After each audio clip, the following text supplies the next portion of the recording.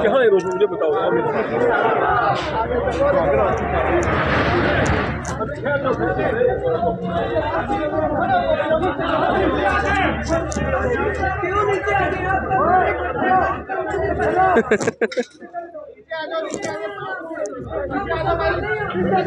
ताला हमारे चेयरमैन इमरान खान साहब 9 बजे ज़मान पार्क पहुंचेंगे।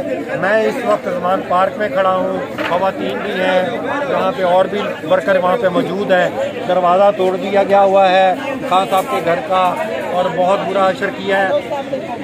अब हमारा फ़र्ज बनता है पूरे वर्कर PTI के जिनके पास होते हैं और अवाम, बच्चे, फैमिलीज, क्योंकि इमरान खान हमारी जंग लड़ रहा है, उसके साथ यकजहती के लिए हमें यहाँ मौजूद होना चाहिए।